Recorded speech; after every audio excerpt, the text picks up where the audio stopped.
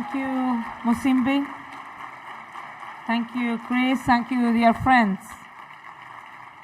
It is really, for me, a great pleasure to be able to give this closing address, which I hope will also generate new ideas about the work of the United Nations, especially UN Women. In coming here today, I was intrigued by what you said about partnerships and particularly about the ability of women's funds by acting as a network to change the way individuals, corporations, foundations, and governments invest in women and girls. Your vision of shared leadership and collective action as central to extending your impact and building a movement for social change in many ways mirrors that of UN Women.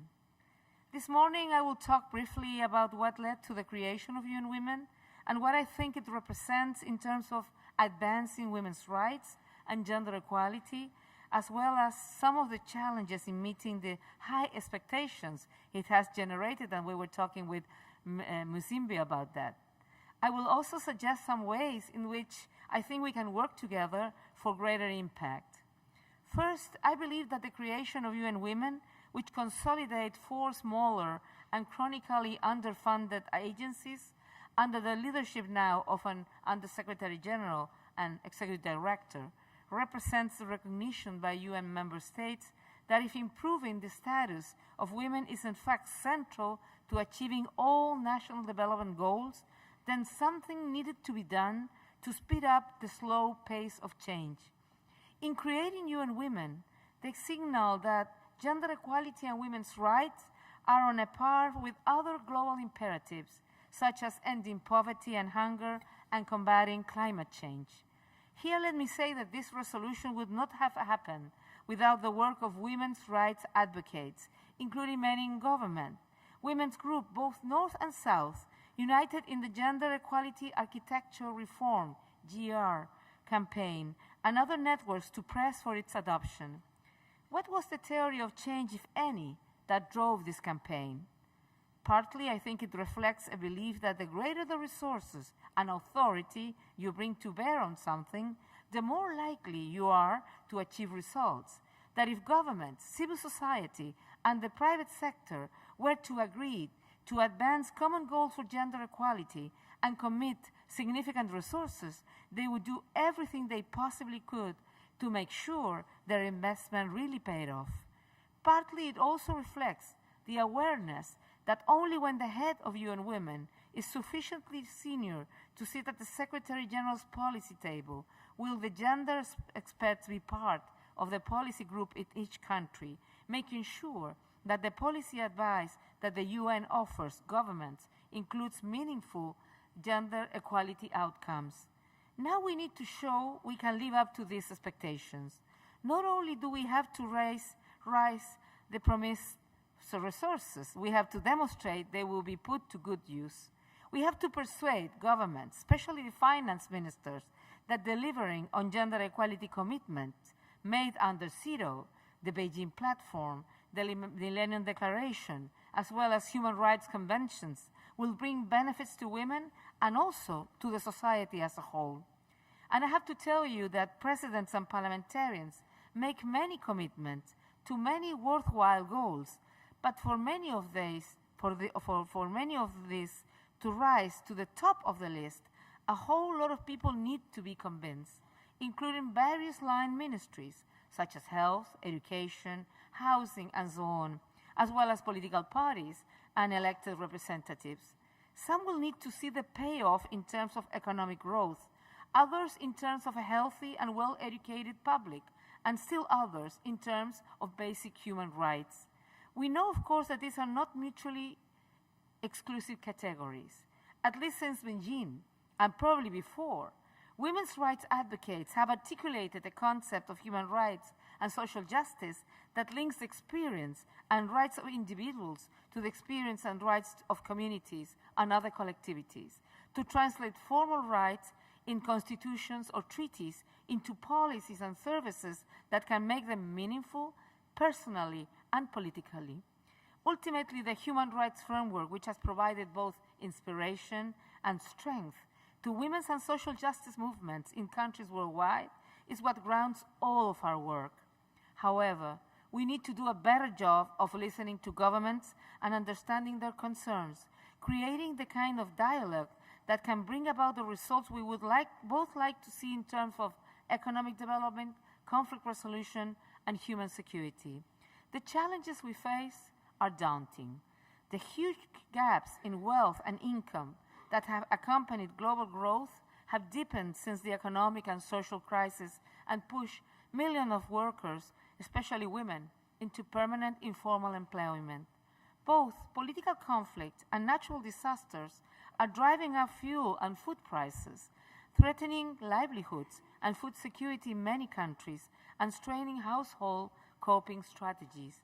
This does not have to be the case. Politicians and policymakers from all political parties can be persuaded that things can be managed better so that we can keep our country safe and our economies prospering by investing in the future, building stronger safety nets, guaranteeing basic physical and social protection for everyone. In fact, we are seeing progress. Over 120 countries have adopted national plans for action for gender equality, and 132 have legislative provisions to combat domestic violence. But I have to say, from the speech to the action, there is some gaps. There we have a lot of gaps on implementing these laws and these beautiful and rhetoric speeches. Women in many countries who once stayed out of the public arena are now standing side by side with men to demand freedom and dignity and the right to participate in reshaping and revitalizing their societies. So I know change can happen, but I also know we can't make it happen alone. That is why I say everywhere I go that partnerships are essential.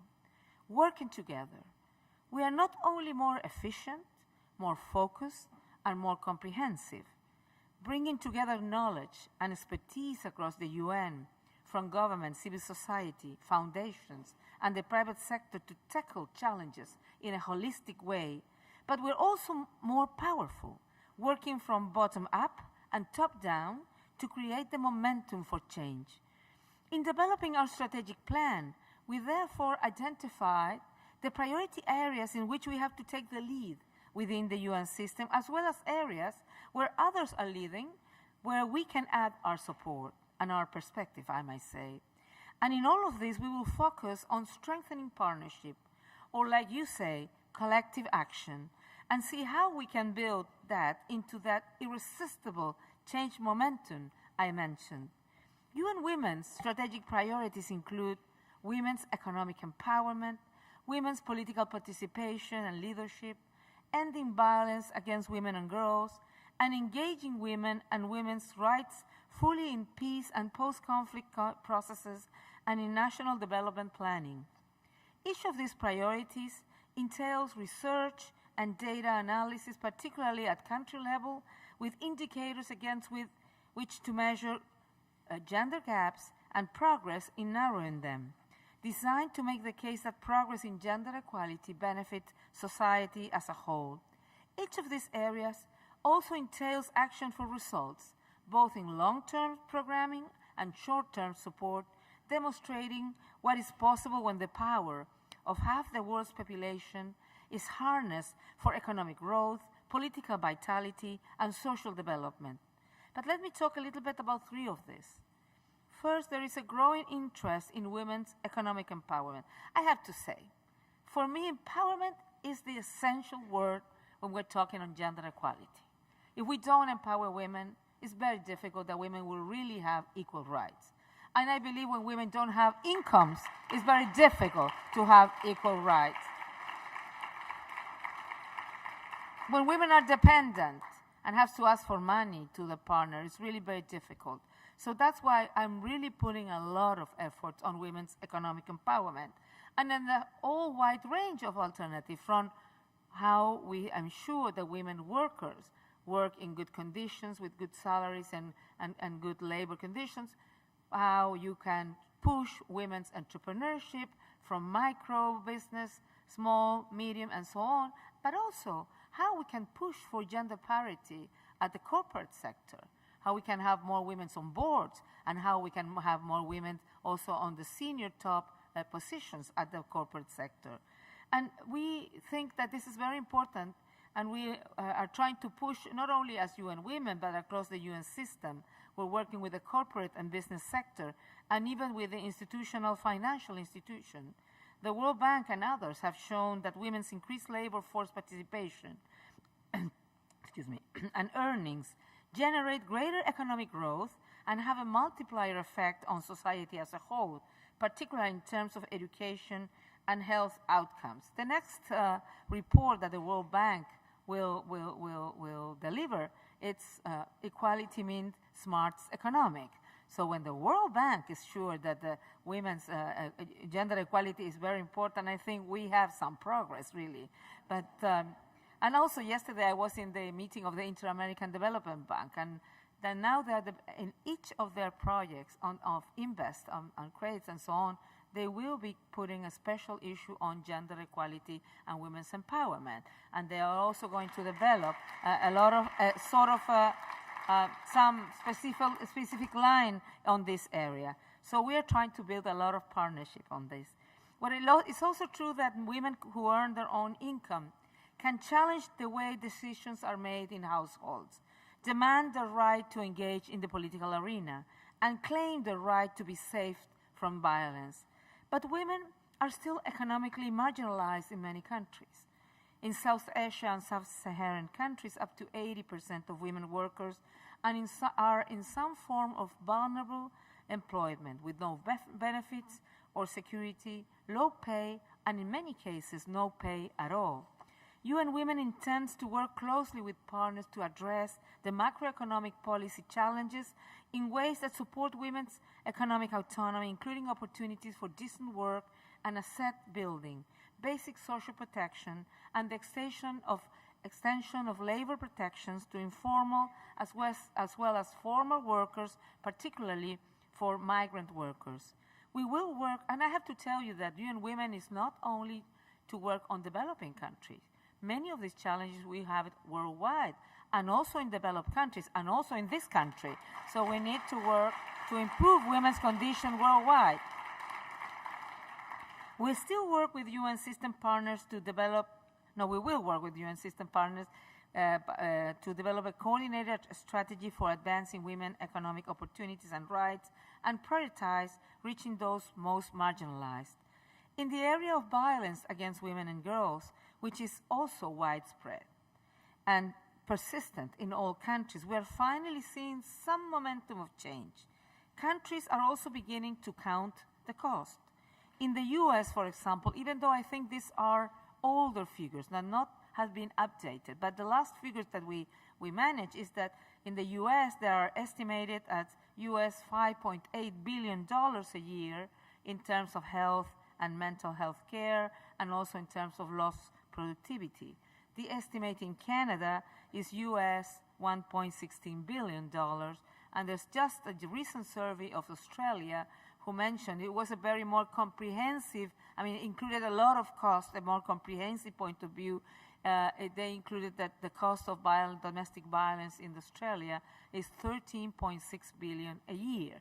So countries are, costing what it means, not only considering as the most pervasive violation of human rights, but also understanding it has a lot of other consequences too. But better and more comparable data is needed on incidents. And UN Women is working with WHO and other UN partners to promote a standard model that country can include in household service, so that no country can say, we didn't know that the problem was so bad because we didn't have the data. We are developing a set of minimum standards and services for countries to adopt in responding to such violence, such as by setting hotlines and shelters, ensuring police protection for those at risk, and access to health care for survivors of such violence.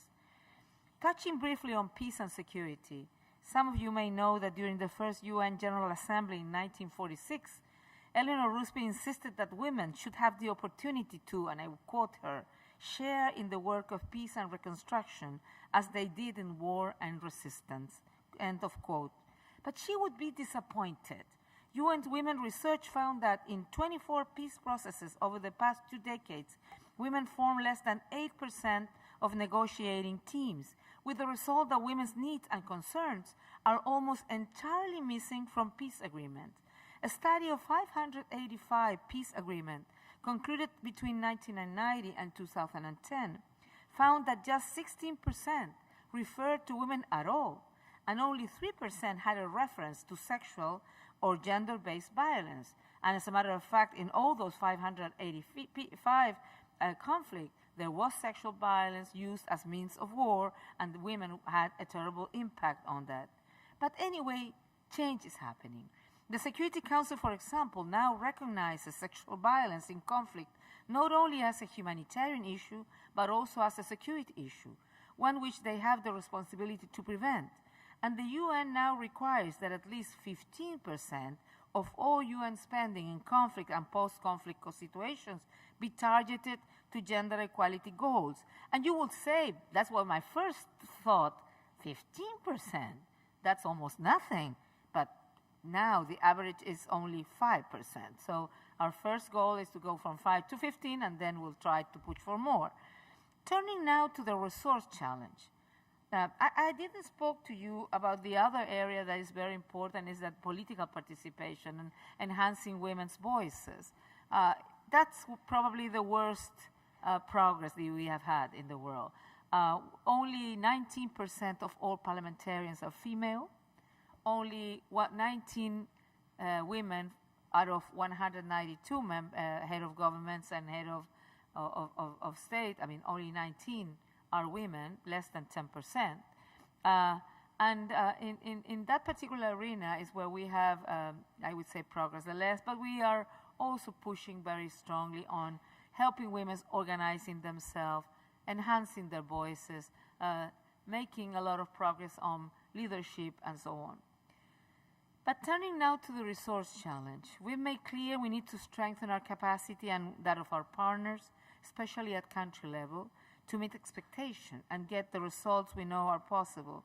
But many are holding off, waiting to see results first. When I was in my country, I haven't been yet appointed. I mean, was appointed, but I went as any other of the 26 candidates. There was a selection process, and I did it just as anybody else. But at that time, I have read that UN Women will have a budget of 500 million. I said, well, it's something to start. But when I was appointed, I found out that I had to fundraise the 500 million. I mean, it was not a budget, it was a sort of a goal, a target. Well, that's how it's life. I mean, we women are also usually more concerned about the cause and not asking for these little details, I would say. Well, women's groups, including those that advocate for gender equality and call attention to implementation gaps, are also affected. As development assistance shifts away from specific projects and groups to government development budget, these groups find it hard to get the funding needed to allow them to carry out their advocacy and monitoring role. And UN Women will seek support for these groups also. For example, in peace and security agenda, it's very important because there's many countries, or at the country level, many women's organizations who are trying to do their best, who are trying to put their concerns, their needs on the peace talks and so on. So they need our support, and we will be seeking support for them. But also in all the countries, we had a lot of women's groups that really need support. And this is an area in which you can help, not by giving to young women necessarily, but by supporting the trust funds that UN Women administers, which channel grants directly to women's groups. The Gender Equality Fund, for example, awards substantial financial grants to government and civil society organizations working to achieve women's political and economical empowerment and demand greater accountability. The UN Trust Fund to End Violence Against Women gives grants to innovative initiatives to combat violence in communities, in schools, and in public spaces. You can also help us bring the private sector on board, not just as a financial supporter, but as a more engaged development partner. More generally, we need you to find a way to harness the huge amount of wealth created in countries like this one and channel it to the growing number of people who are stuck in poverty or slipping into poverty, the majority of whom are women and children. And in the time that is left, I would really, first of all, thank you for this opportunity. Thank you for your commitment with women and children and with all the people. And I really would like to hear what some of you think, what you see as the main challenges, how you work to address them, what you think you and women should do to increase the impact of all of our work. So, open to listen to your questions or remarks. Thank you very much.